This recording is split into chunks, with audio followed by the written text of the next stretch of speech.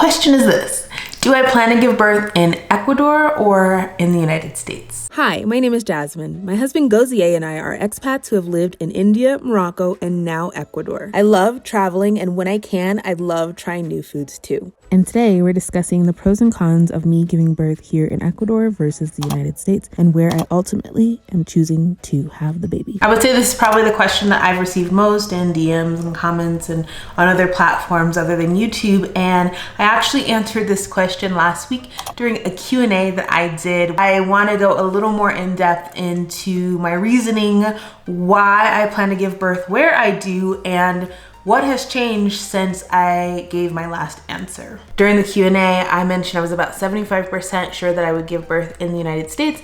Now I am about 100% sure that I will be going back to the United States to give birth unless something happens here. And this has evolved over the last couple of days, just my thought process and just how things are moving. We are now finalizing paperwork, looking into tickets. I think I know the date that I want to go home, so tickets are looking like they are almost ready to be booked, which is excellent. And I spoke with my doctor / doctor staff last week just about the whole process and just my situation.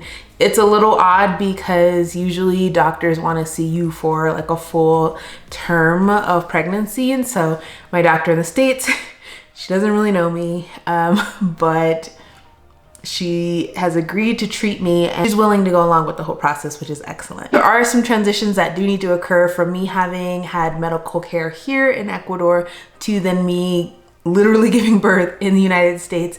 I've had to now send over my records and give them a lot of information and just keep them up to date as to what things are looking like for me currently in my late second trimester now, which is crazy to think about, but things are moving fast. Now that I know where I'm giving birth, hospital-wise, doctor-wise, state-wise, all of that stuff, going back to Colorado if I have yet to say that that's where I'm from. I now need to figure out the rest of the logistics regarding like hotels or Airbnbs, rentals, and different things like that. It's a lot, honestly. This week has just been full of overthinking, over strategizing, and just overdoing everything because this is new to me and it all seems strange. It honestly seems strange, but we're gonna get to the pros and cons of giving birth in the States versus giving birth here, and why I personally initially really wanted to just give birth here.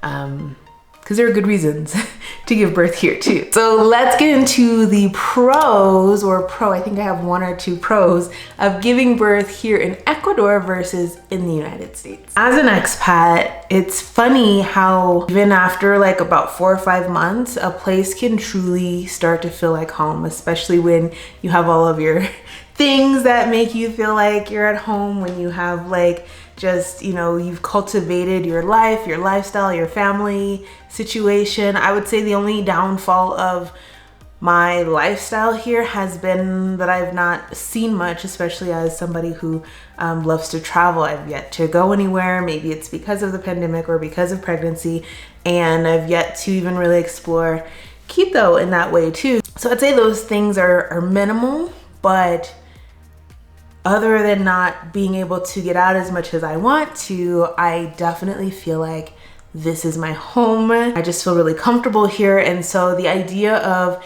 me giving birth here and recovering at a hospital here and coming straight home really just sounds ideal to me, because the latter is a lot of work. Oh my gosh, like you can only imagine, right? Leaving somewhere to then give birth somewhere else, it's a lot of work.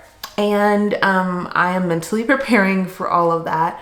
But I would say before this week, I was not mentally prepared and I was not really looking forward to all of those additional logistics. But yeah, being able to come straight home and having the baby's area / nursery just set up and ready to go sounds like a winner to me. That isn't happening, and that's okay. I think it's really cool that I am comfortable here and that I would be willing to give birth, and maybe that'll come if we are blessed with more children in the future and we're still living here or living anywhere in the world. But one of the main reasons why I am giving birth in the United States, yes, this will go into the pros of giving birth in the United States versus the cons. This is my first child and having family support is highly recommended, and my doctor here highly recommends that I go back for United States medical care as well as that family support. And so if you all remember my last update, my last pregnancy update at about 20 weeks, I talked about how hard that appointment was for me because I struggled so much with the language barrier. I know that it's my duty to learn Spanish and I'm actively practicing, but what I realized during that appointment, although it was really good, it was very positive, I need to really understand what is happening during this whole entire process, and giving birth is a huge journey, a huge process, and I can't just know like 50% or less. Like, there won't be a language barrier. I'll be able to understand everything, which is such a plus. And I would say with pregnancy, living here in Ecuador, all of the things that I've gone through thus far, my symptoms and sicknesses and different things like that, I have yet to find the foods that I love. Of course, you all know I'm obsessed with certain foods, but they are kind of expensive. My cravings are not cheap. And I would say at this stage of my pregnancy, I've actually transitioned my diet a little bit to include just healthier foods and healthier lifestyle practices. So I'm not necessarily eating cereal like I was eating and Girl Scout cookies as much as I was eating. I am cooking a lot more and just trying to make healthier choices for myself and my family overall so that we can properly prepare for the baby. And I, at this point, am like not looking to do too much more cooking. So being in the States and having certain comforts like my mom's cooking and my husband being able to cook for me and finding most of the ingredients versus kind of not really finding everything we need here that actually satisfies my cravings will be a plus.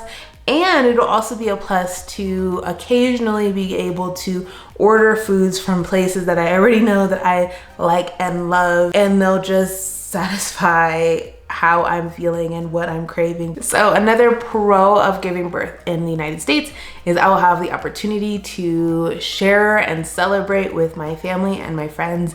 And if that is in the form of a baby shower, or if I get to just meet up with certain people, if it's of course safe to do so, I do look forward to doing that because obviously life is going to change and I'll have a lot less time to engage and interact with people. And obviously moving back to Ecuador, or coming back to Ecuador, I should say, I'm not moving anywhere else right now, but coming back to Ecuador, you know, I'll be shut off from those people like I feel like I am now. So it'll be really fun to just see people and celebrate with them, and for them to also celebrate with me when I go back. So there are some things that I am worried about, not too thrilled about when it comes to the idea of going back home. I am currently looking at like Airbnbs and rental properties, because although my parents are very generous and they have offered or extended the invitation for us to stay with them, I don't know that we should do that because we don't really know how long this whole process is gonna go.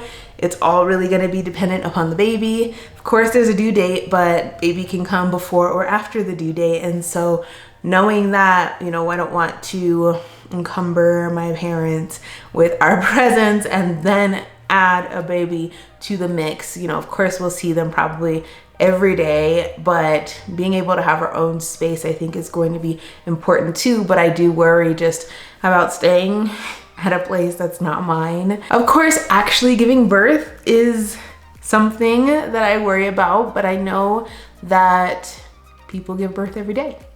So, and that honestly is what plays in the back of my mind. And then I'll see pregnant women who then give birth and I'm like, ooh, if she can do it, I can do it. So that is my motto. If she can do it, I can do it. And if I can do it, you can do it.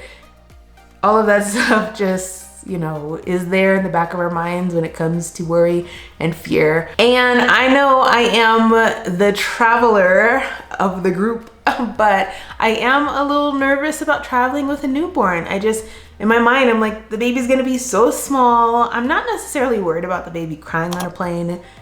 Babies cry, that's what they do.